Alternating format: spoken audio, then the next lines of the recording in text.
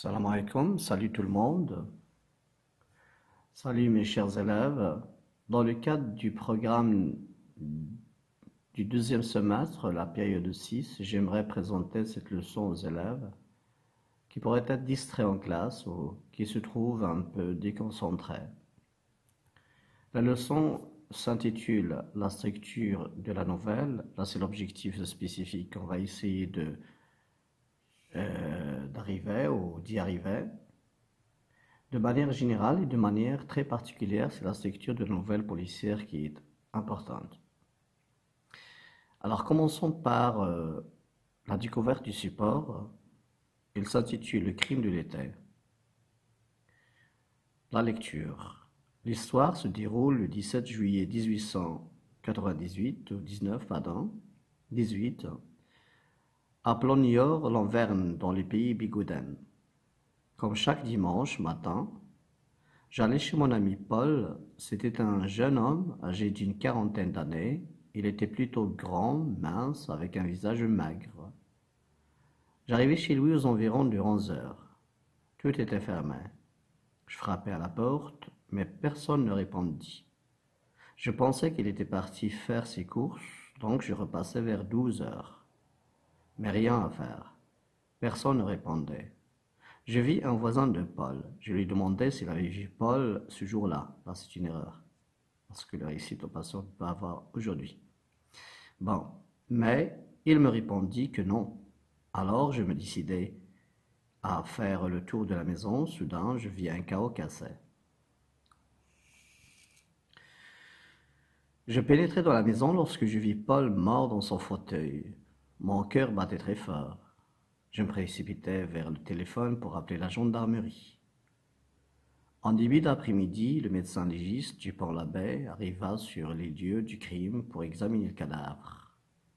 Le commissaire Blanchard, chargé de l'enquête, sortit du mur la balle à l'aide d'une pince à épiler. Le criminel avait dû rater son premier tir, mais le deuxième, il ne l'avait pas loupé. Il s'agissait d'une balle du calibre 22, long rifle. J'accompagnai les policiers au commissariat. Ils trouvèrent le numéro de l'arme. Alors ils se précipitèrent dans leur voiture. Je leur demandai si je pouvais les accompagner. L'inspecteur me fit signe de prendre un gilet pare-balles. On alla faire une descente à la rue des œillets où habitait le suspect. Il n'y avait personne, mais on trouva 1 kilogramme de résine du cannabis dans sa chambre sous son lit. C'était ce genre de drogue qu'on vendait aux portes de certains collèges et lycées. Alors qu'on s'apprêtait à retourner,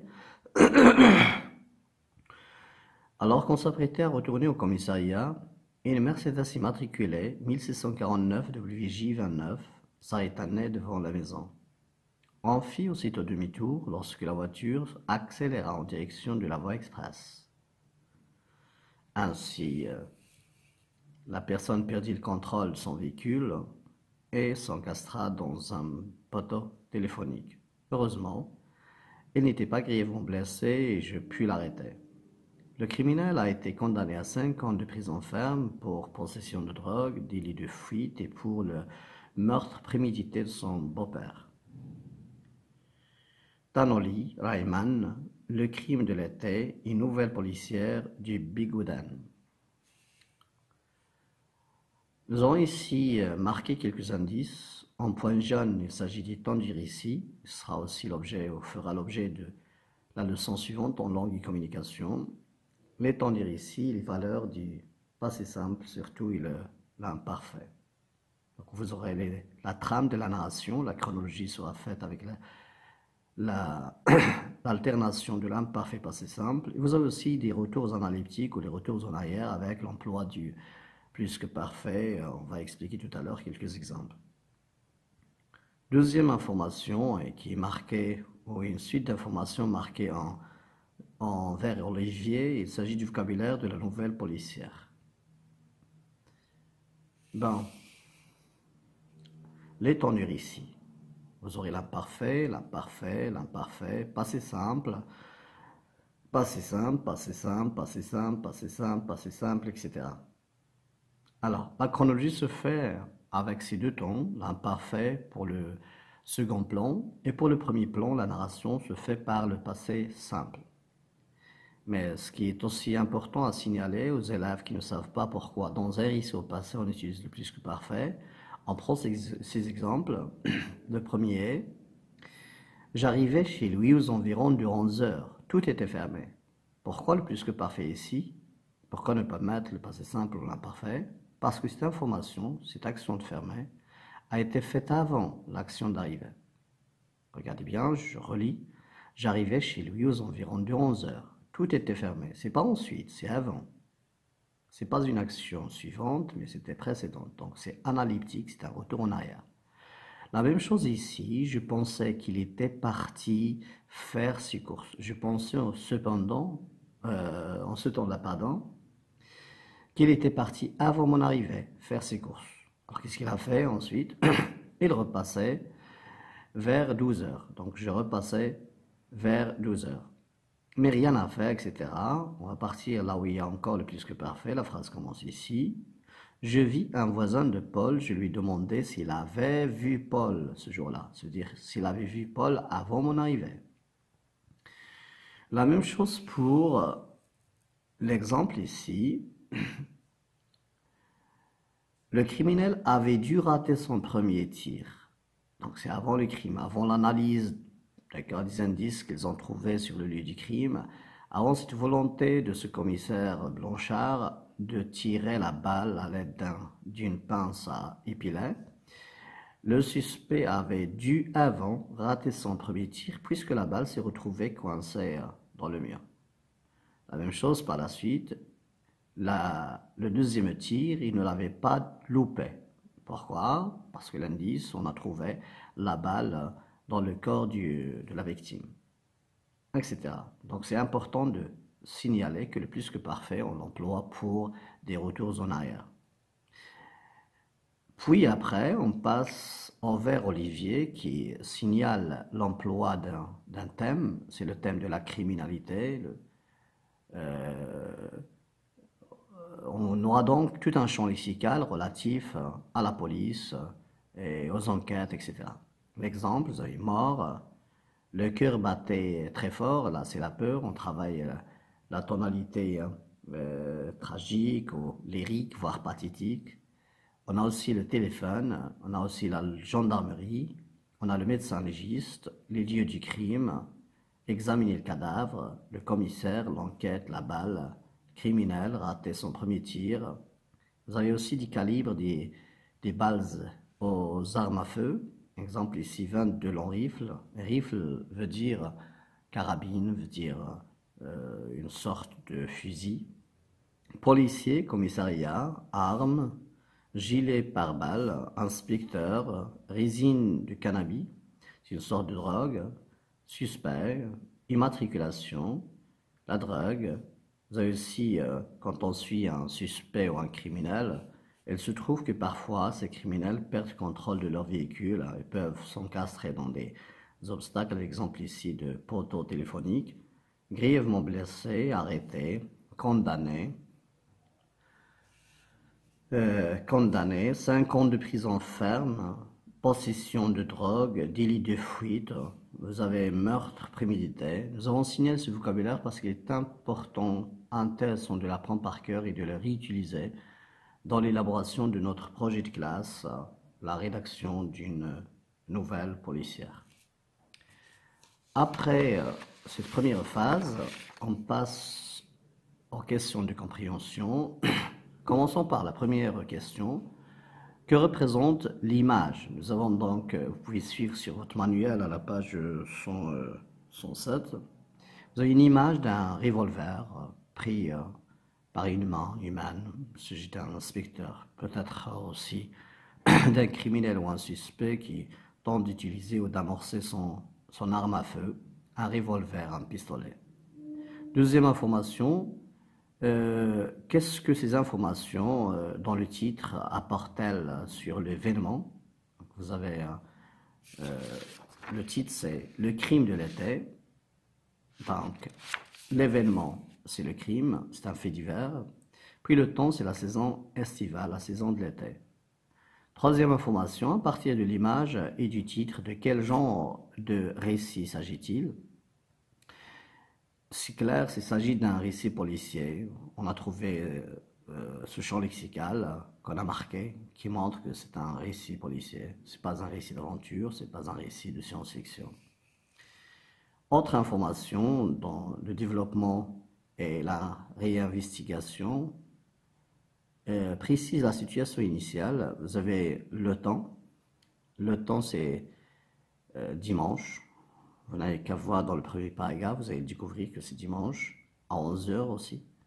Le lieu, c'est Plénior, Bigouden.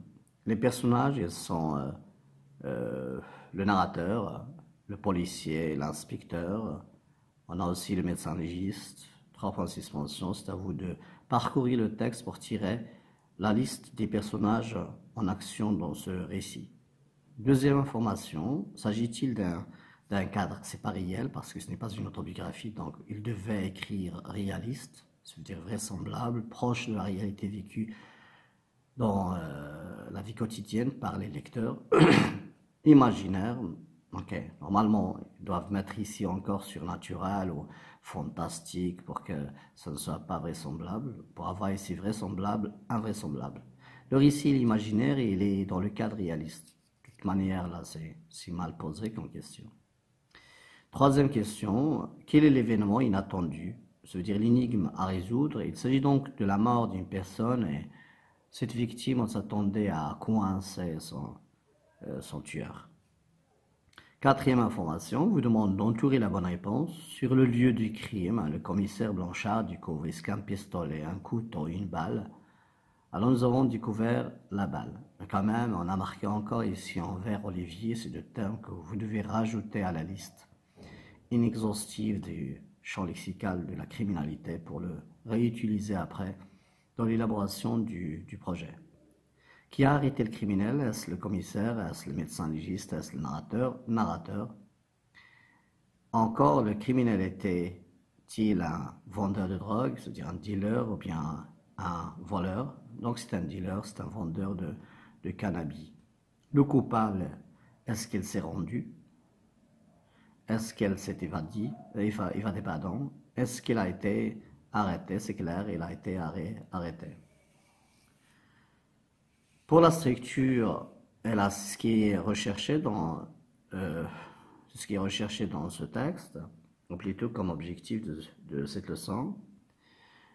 On vous demande de délimiter où commence la partie au finitel pour la situation initiale, pour l'élément perturbateur, pour les péripéties, la situation finale, puis la chute. Vous avez donc 5 éléments composant la structure de la nouvelle policière. Pour la situation initiale, il devait marquer la présentation des personnages, le lieu, le temps, sans qu'il y ait de problème là-dessus. Ça commence depuis le début jusqu'à tout est fermé. Donc rien n'est problématique, tout est clair, tout est calme. Alors pour l'élément perturbateur ou l'élément dérangeant ou déclencheur aussi, on l'appelle élément perturbateur ou élément déclencheur, ça commence à partir de je frappais jusqu'à carreau cassé. Pourquoi nous avons pris uniquement ce paragraphe? Parce que c'est là où le narrateur se trouve en état d'être très dérangé. Elle est indécis. Cette indécision, ce dérangement est marqué par une suite de 3 propositions où il y a la conjonction mais. Et aussi, il a fini par une conséquence, un résultat de alors, qu'est-ce qu'il a fait? Il a pris la décision de contourner la maison, ou faire le tour de la maison pour trouver qu'il y a une vitre cassée. Mais il n'est pas encore entré dans le vif de l'affaire. Il n'est pas entré en problème. Pour les péripéties, ça commence par je pénétrais jusqu'à la voie express. Puis la situation finale, ça commence à partir de ainsi jusqu'à je puis l'arrêter. Puis la chute encore, c'est pour un seul personnage, c'est le personnage suspect. Le criminel, ça commence par le criminel a été condamné jusqu'à beau-père. Donc c'est un parricide, quelqu'un qui a tué son père.